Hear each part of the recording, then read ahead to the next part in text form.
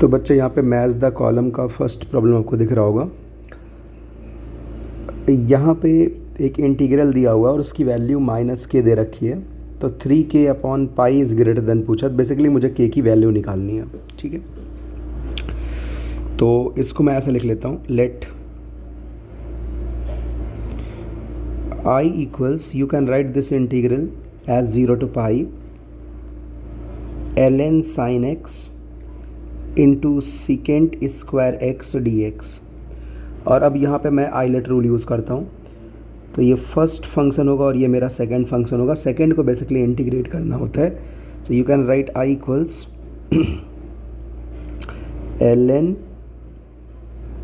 sin x into tan x, limit is from 0 to pi minus integral 0 to पाई।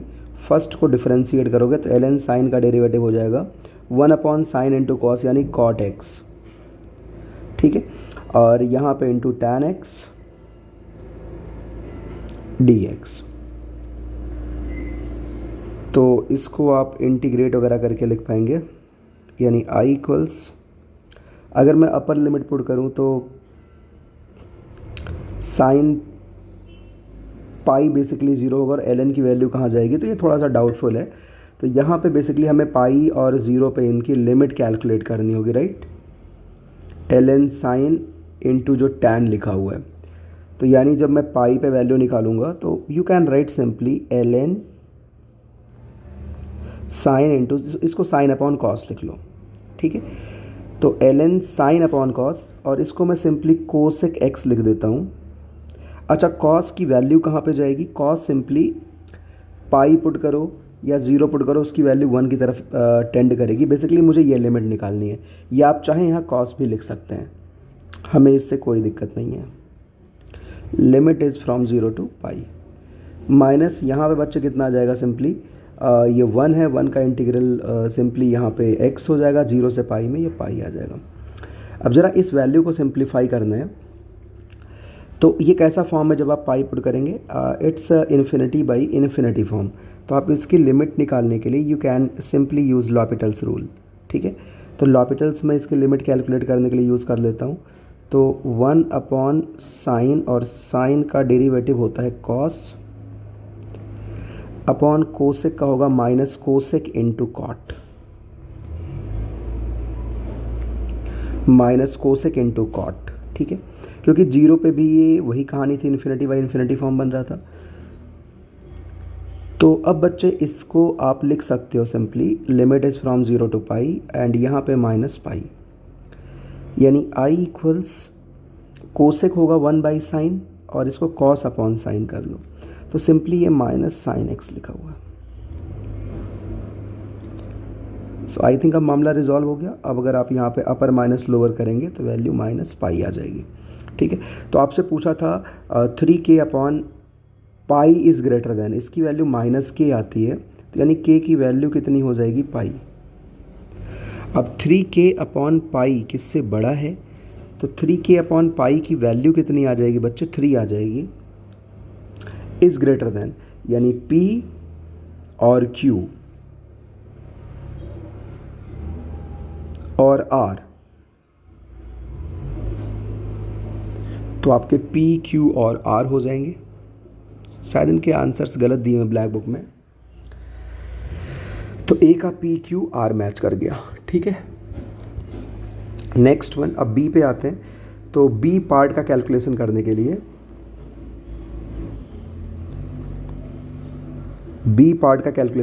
लिए, इसको मैं क्योंकि y double dash minus y dash square ऐसा कुछ लिखा हुआ है, so simply we can write e raise to the power x plus e raise to the power minus x, that will be equal to e पे power minus Y.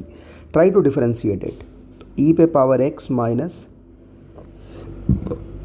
e पे power minus y into minus y dash होता है, Y dash मैंने लिख लिया, ठीक है। आपको डबल डेरिवेटिव भी चाहिए यहाँ पे, तो एक और बार डिफरेंशिएट कर लो, मतलब e पे पावर x प्लस, तो that will B minus e पे पावर माइनस वाई।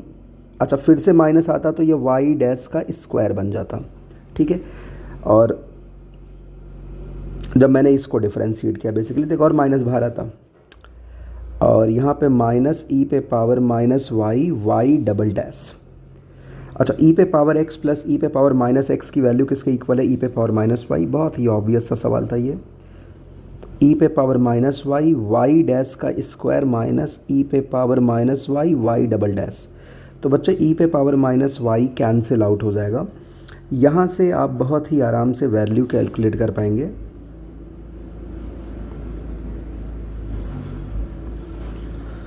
तो यहाँ से अपने पास जो फॉर्मेट होगा वैसा ही बना लेना है हमें। Y double dash minus y dash का स्क्वायर प्लस 1 इक्वल टू 0। तो के की वैल्यू 1 आ गई। तो यानी बी का क्या मैच करेगा? बी का मैच करेगा केवल क्यू। अगले पे आ जाते हैं बच्चे। इस क्वेश्चन को थोड़ा सही से नहीं लिखा, सी पार्ट को। सी पार्ट को और अच्छे से लिखा जा सकता था। एक्चुअली नोटेशन की थोड़ी सी प्रॉब्लम है। ये पूछना क्या चाहते हैं वो बता देता हूँ मैं। F x x l N x दिया हुआ है तो आपसे पूछा हुआ है 2 एफ इनवर्स एल एन 4 का डेरिवेटिव। बेसिकली ये कहना चाह रहे हैं, ठीक है। तो इसका डेरिवेटिव निकालना है। तो बच्चे हमें पता है कि फंक्शन का डेरिवेटिव ये आप कॉम्पोजिशन से कर लीजिए, ठीक है। बट मैं यहाँ पे सीधे भी लिख देता हूँ।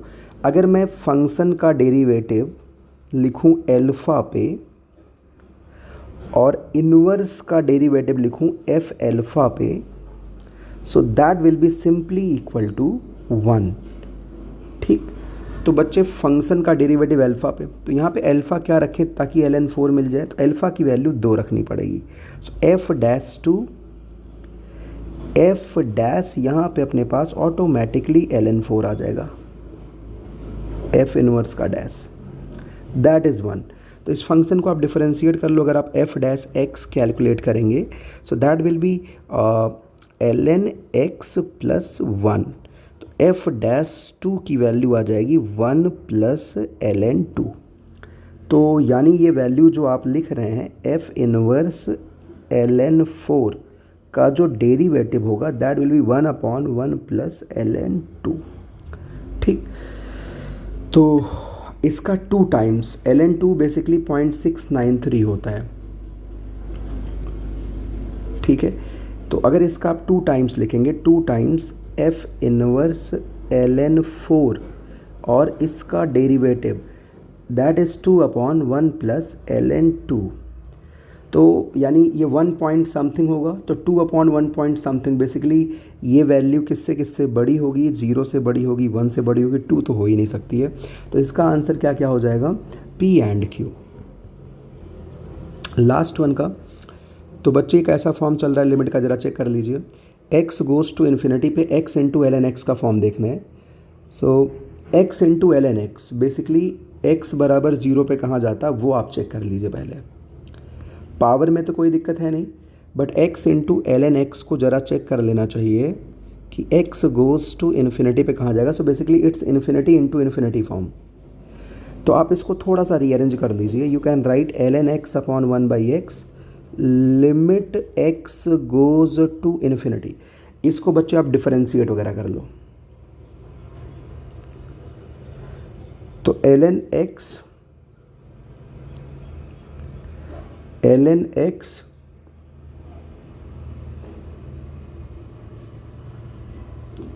अगर आप डिफरेंशिएट करेंगे तो ये हो जाएगा 1/x